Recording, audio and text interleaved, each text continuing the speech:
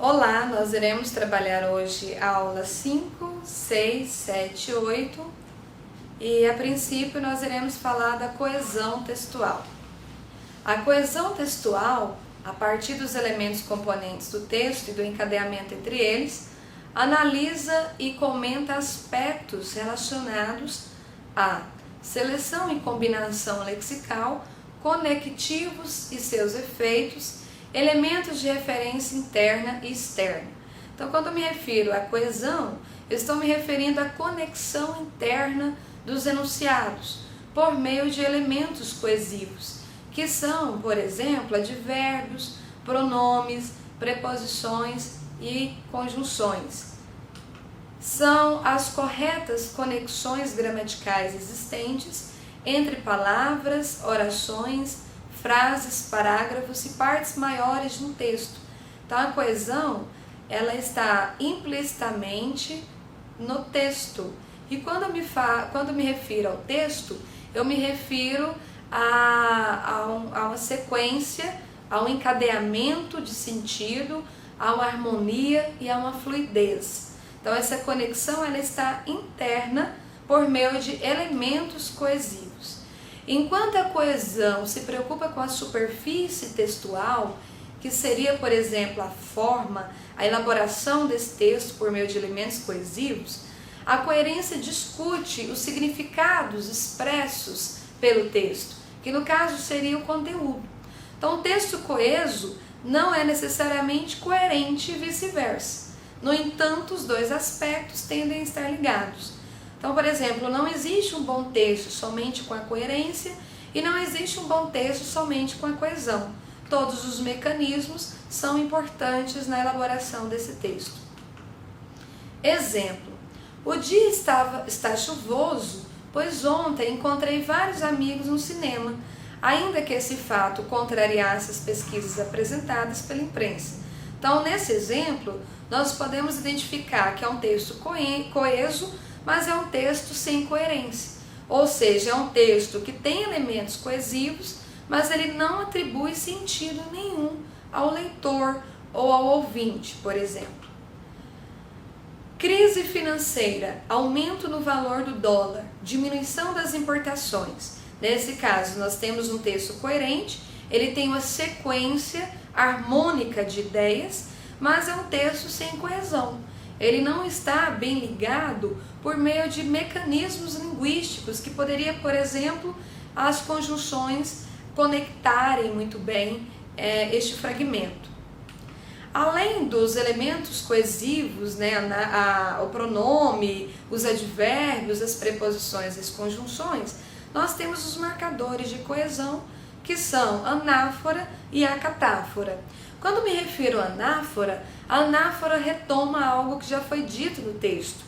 E ele tem uma sequência, por exemplo, de substantivo e depois pronome.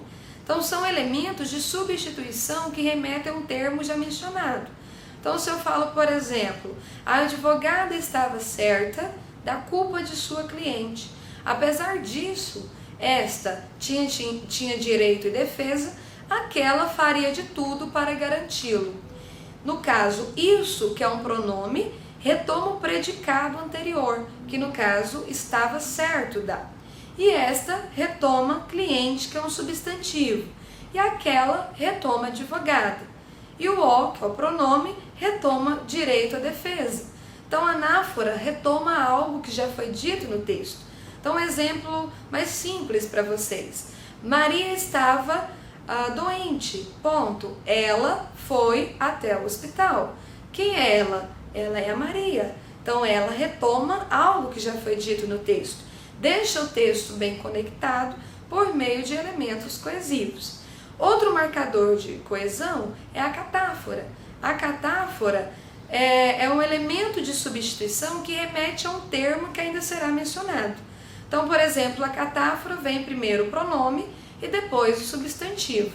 Exemplo: embora ele não tivesse recursos disponíveis, o político mantinha firme seu propósito: aumentar a qualidade de vida de todos, pobres e ricos, negros e brancos, alfabetizados e iletrados.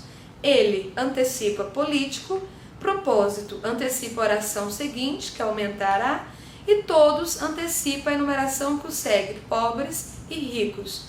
Um exemplo mais simples, se eu falo da catáfora, eu posso falar, ela gostou muito do leite. Ponto. Maria comprou mais leite no supermercado. Então eu tenho Maria, ela, quem é ela? Eu falo a Maria posteriormente por meio do conectivo, que é um pronome pessoal do caso reto.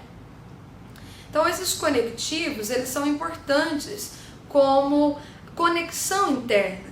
Então a presença de elementos conectores tende a esclarecer relações semânticas implícitas entre as partes do texto. Então, se eu falo de semântica, eu estou me referindo ao sentido, muitas vezes implícito, por meio de marcadores, que são os conectivos.